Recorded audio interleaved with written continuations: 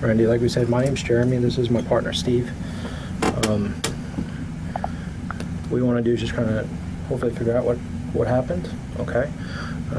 Before we do that, I'm going to read you something here, and I want you to listen to this, okay? This is Randy Herman Jr. Just a few hours earlier, Randy called 911 to tell them that he had just killed his roommate, Brooke Preston. Like I said, this is Steve. I'm Jeremy. Basically, we just want to try to figure out what happened and what's going on, okay? And we need your help for that. All right? And it's just very important to be honest with us. It's very important to get the truth out, okay?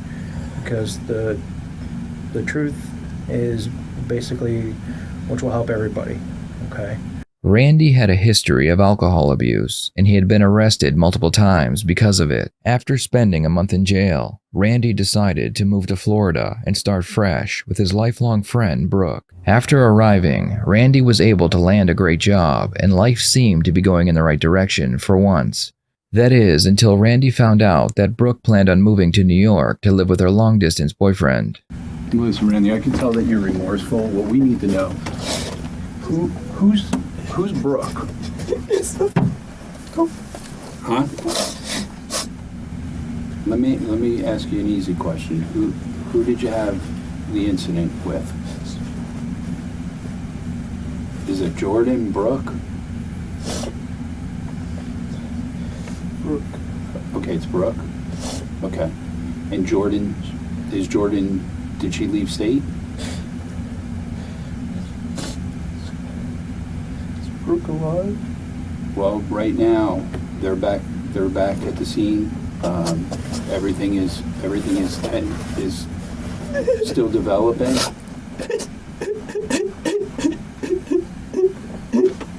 So we're trying to find out exactly what transpired. Like I said, your mom's gonna have questions, and I want to know what we're gonna have to answer to your mom, because she's gonna have questions for us. It was the last day before Brooke planned on saying goodbye to Randy and moved the last of her things to New York. Randy began drinking early in the day, and by that night he had consumed over 30 beers. Randy began to act out of control in the home that they shared, so Brooke called a friend and asked if she could spend the night. As Brooke went up the stairs to pack her things, she would find Randy naked on the floor with his finger to his mouth, telling her to be quiet. I'm sorry. And we know that. And listen, that's obvious. We know that you're sorry for it. If you weren't, you wouldn't have dialed 911. We know that you're remorseful. Like I said, we need to get in touch with Brooke's family. No. We need to let them know that she's injured. We need to call your mom because what you wanted. But Randy, we need to know what We you're need able your to help tell. to be able to let them know something happened. Randy, we need you to help us, buddy. Were you partying last night? Were you guys drinking? Were you doing any drugs?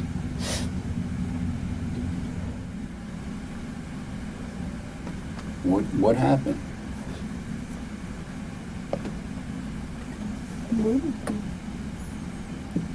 Was it an argument? Was it... I don't know.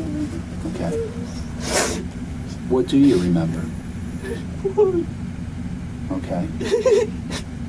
According to Randy, Brooke would return the following day to pack the last of her belongings. Randy would stumble into the kitchen, claiming he was hungover and that he wanted to go back to bed. As Brooke packed the rest of her things, Randy remembered that he had a shirt he wanted to give her.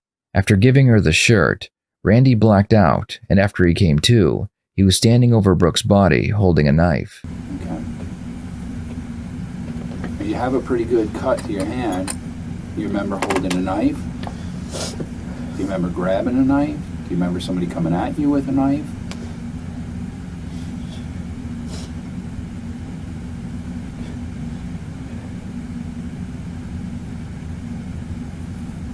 Tell me what you do remember. You remember drinking. Do you remember what kind of beers you were drinking?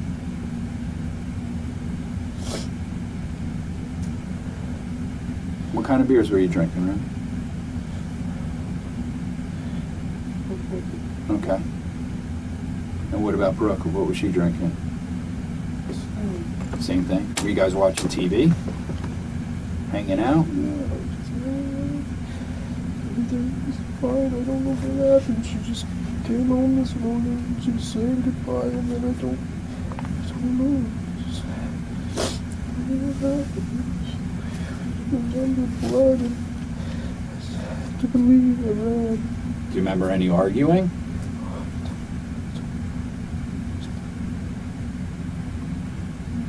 Okay. Slowly. Do you remember, had you been, you said you hadn't been a boyfriend, girlfriend at any time with her, right? Okay. But I didn't see her, so I don't know. Is she attractive? Is it somebody that? She's like my sister. Okay. Again, I don't know. I'm trying to ask. That's what we're trying to figure out what happened.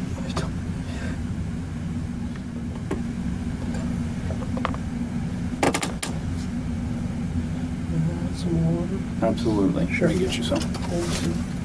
Absolutely.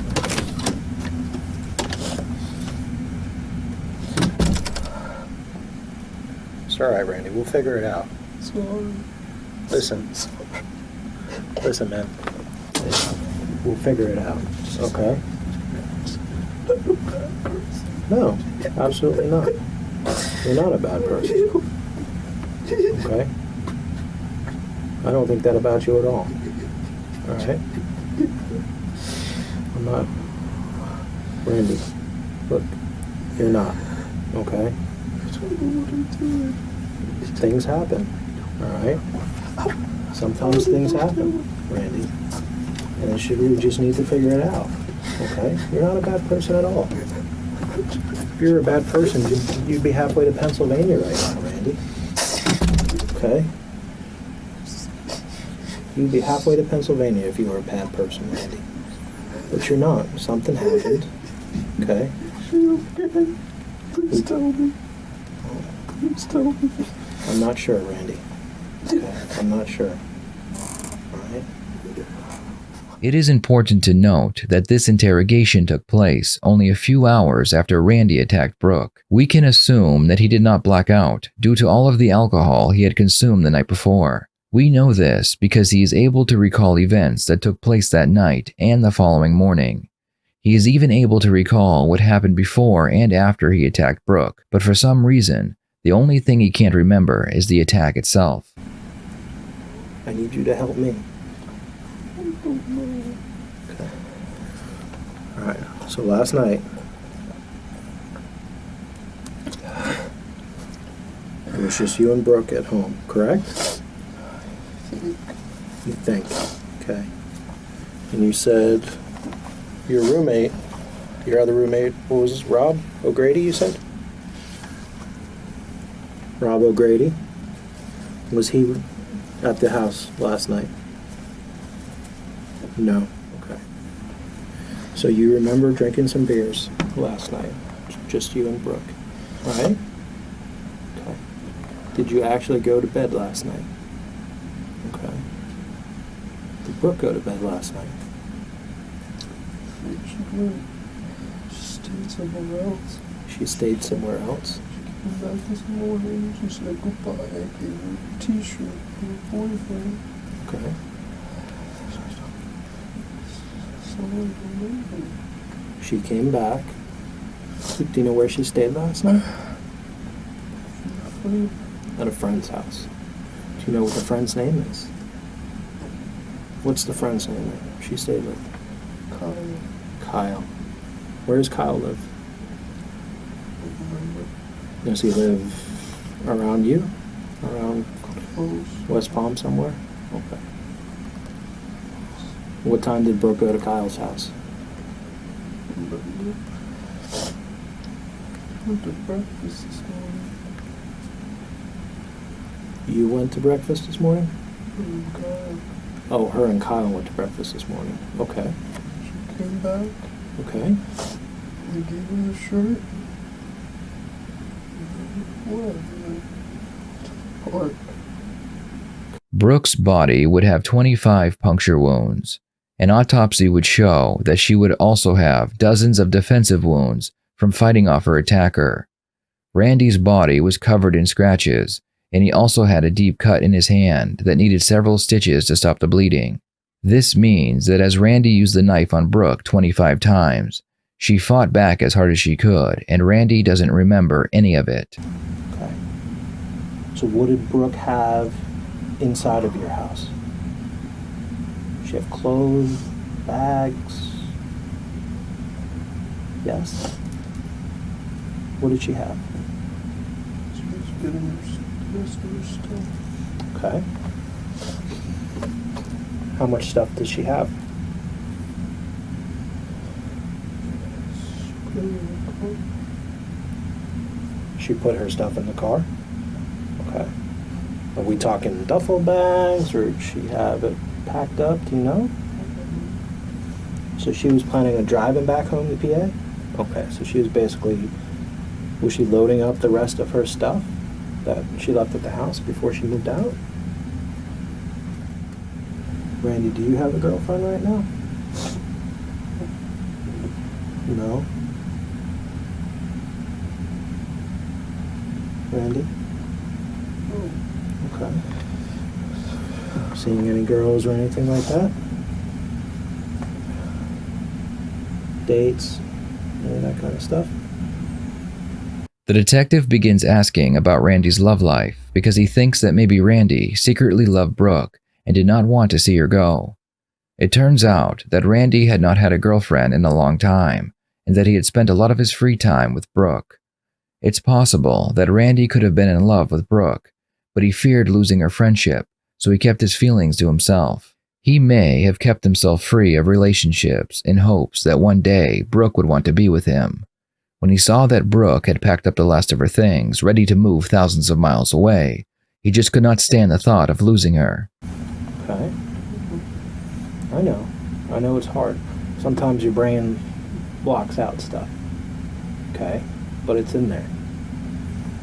Alright? Believe me, it is. I'm gonna have to look at the evidence. Okay? And I see you told me that you're left-handed, right? Okay. And now you got a cut on your left hand. Okay.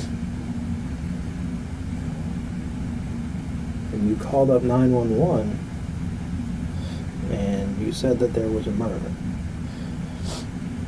Okay. Right? Okay. And then you said I'm at the park. When they asked you what happened, you said, I'm the one that did it. I'm sorry. Right?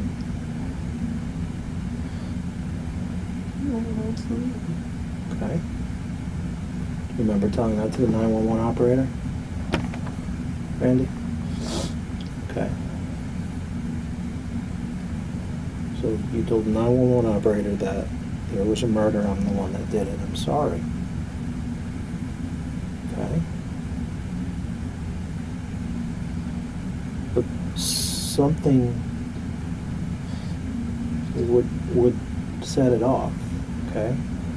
Randy, you're not running around here, with your hair on fire.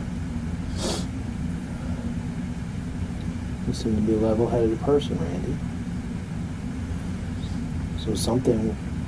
tell my mom yet? I haven't told your mom anything yet. Okay, Randy? Everyone call me. Not yet, Randy. Okay? We will. Do you want to talk to her? Do you want to tell her what happened? Throughout the interrogation, Randy asks about his mother repeatedly. He doesn't express sympathy for Brooke's family or mentions anyone else but his mother. This shows us that he's very close to her. The police would call his mother and tell her what had happened, and she would immediately defend her son and tell them that he was sleepwalking. She explained that as a child, Randy would sleepwalk often. On one occasion, Randy rode his bicycle in the middle of the night to his mother's job, claiming that he had been sleepwalking. Was it really sleepwalking, or perhaps every time Randy did something he wasn't supposed to do, it was easier to say he just did not remember? So after she went to breakfast, how did you know that she went to breakfast with Kyle? She texted me that.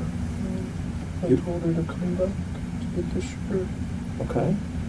She was getting the rest of her stuff. So you texted her. Was that this morning or last night? Okay. Did you know that she had gone to Kyle's? Okay. So it's not like you woke up and she wasn't there and you were surprised? No? Okay. Randy explains that after Brooke left, he texted her asking her to come back to pick up a t-shirt. After he gave her the shirt, he blacked out, then woke up with a knife in his hand. Perhaps, after seeing that Brooke was actually gone for good, he found a reason to get her to come back.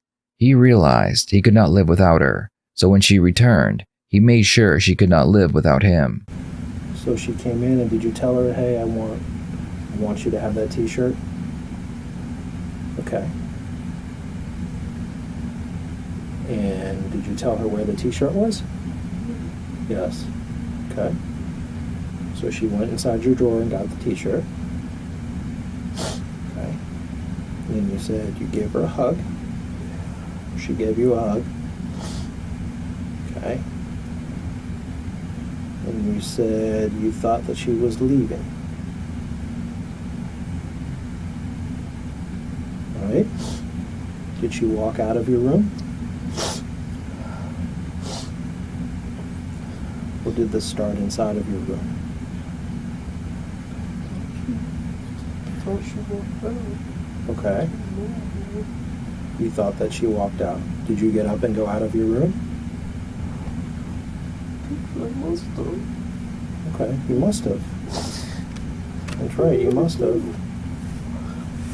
So you got up and went out of your room. I don't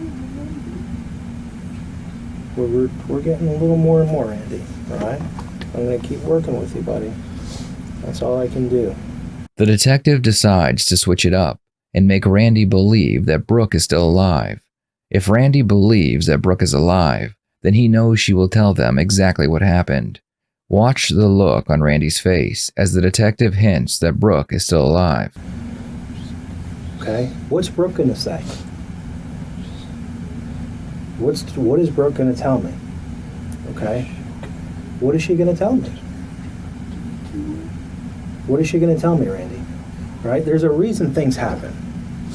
Okay? Things happen for a reason, Randy. Okay? You didn't just wake up today and say that something bad is going to happen or something good is going to happen. Things happen for a reason, Randy. Okay? You have to know. You know what happened. You just don't want to get it out, but you need to. Okay? It's tearing you up in there, Randy. We need to get it out. Okay? What is Brooke going to tell me happened? Okay? Is she going to say that you attacked her? Okay? What is she going to tell me? All right? I'm going to have to tell her parents. You know? I'm going to have to tell them something happened. You're going to have to tell them, Randy. All right? But I need your help so I can tell them what happened, because they have the right to know. They have the right to know what happened. Gotcha. Okay? And I want to be able to let them know. Randy, look, man. You got to get it off your shoulders. I can't do this right now. Yes, you can. No. Okay? All right? You need to do this now. All right? You need to do this for Brooke. All right? You need to do this for you. You need to let me know what started it. Something started it, Randy. You got given her a t-shirt, and the next thing you know, something happened. Okay? What happened, Randy? Did you want her to leave? Randy, did you want her to leave? Did you want her to leave? It's a yes or no question. Did you want her to leave? You don't care. Okay. Did you guys argue? You don't think so. Then how did she get hurt? Randy, something happened. What will Preston say? What's Preston going to tell us about the history between you and Brooke and her?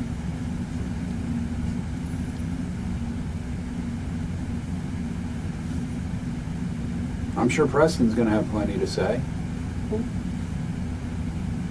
Or Jordan, I'm sorry. Last name Preston. What's Jordan going to say? Jordan's going to have a lot to say. I'm sure she's going to enlighten us onto some stuff that's going on.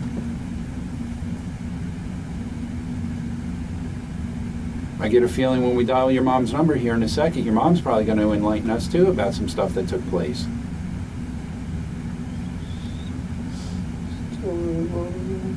I'm sure she knows that you love her and you're sorry, but she's going to know what the hell happened. She deserves to know. She's your mother. She deserves to know what happened.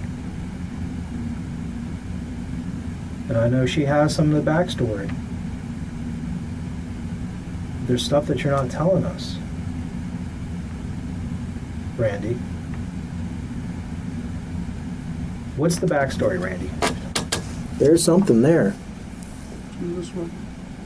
Randy, there's something there. Well, you're going to have to do it. That's the problem. This doesn't go away. This isn't do-overs. You don't get to excuse yourself away from it. It is what it is. The evidence is going to speak for itself. We sleep at night knowing we gave you an opportunity. Randy, look at me. I'm treating you like a man. Look at me so I can talk to you. I'm trying to treat you like a man. You do know. And the evidence is going to tell us exactly what happened. And Jordan Preston, the sister's going to tell us about what was going on with you and Brooke. I don't know. We didn't argue. Nothing happened. I don't know. You just lost it and went after her. I don't know. She scratched your chest for a reason. You cut yourself for a reason.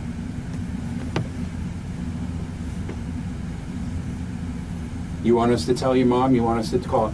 We got to make a call to John Preston. You know who he is, right?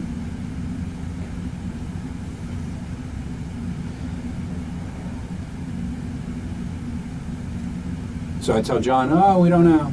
He says he doesn't know. Nobody knows. You know. He's going to want to know what the hell happened.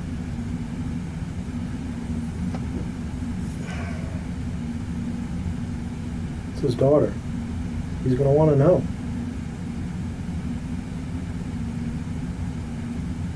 I'm sure Jordan's going to tell us tonight when she gets home. I'm sure she's going to know exactly what transpired. Maybe there's a reason that she moved out. Maybe she had some issues with you. Is that what she's going to tell us?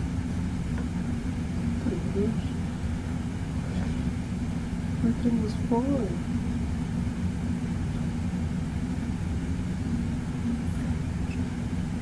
Everything is fine. You don't end up calling 911 and saying that there's been a murder. Okay? So it's not fine, Randy. Everything's not fine. But it can be explained. Randy, it can be explained. You have to. This is your time to explain it, Randy. We've got to figure this out. All right? Because, Randy, I go in here not forming opinions, okay? It may be hard to believe, but I come in here with a clear mind, okay? The clear mind. I don't want to start blaming anybody or making assumptions, anything like that, okay? I don't do that. Come in with a clear mind. You understand? Okay? And the reason I do that is so I can understand everything from a point of view from the outside, from an uninvolved party to try to figure everything out, okay? But I have to take what I have, Randy, and I have this over here, I have this over here, and I have you, Randy. And I need you, and there's gaps. There's gaps that need to be filled. Because we don't go from a t-shirt and a hug to a phone call to 911. Something happened in between there, Randy. And you know what happened. Tell me what happened, Randy. How did you get scratched? How did you get scratched? You have a scratch on your chest. How did you get scratched? Randy, how did you get scratched? There's some sort of Okay. do it right now. Did she attack you? Randy? Did anybody try to hurt you, Randy? Anybody? Did anybody try to hurt you?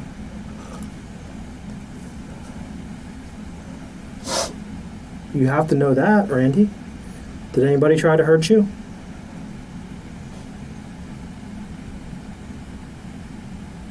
Did Brooke try to hurt you? Randy, look at me, man. I'm trying. Do this right Yes, you can. Randy, you can. You can, and you are. You are. You're helping me understand. You're helping me, Randy.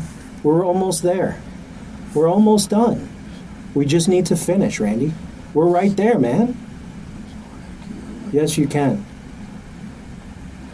Listen, you give her the t-shirt, she gives you a hug. How did she end up hurt?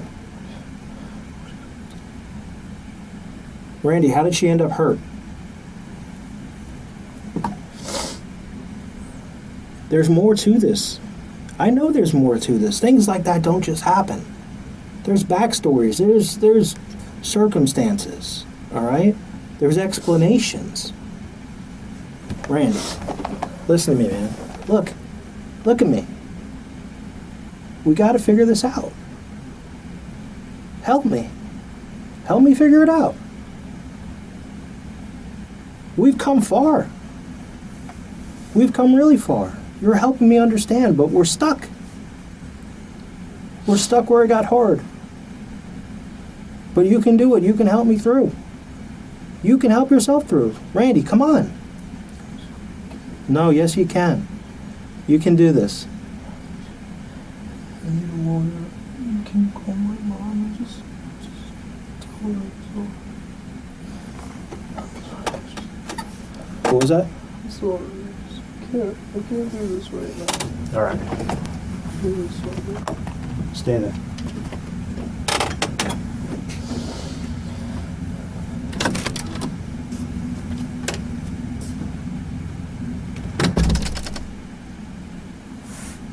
The interrogation ends here, and Randy is booked into the county jail for murder.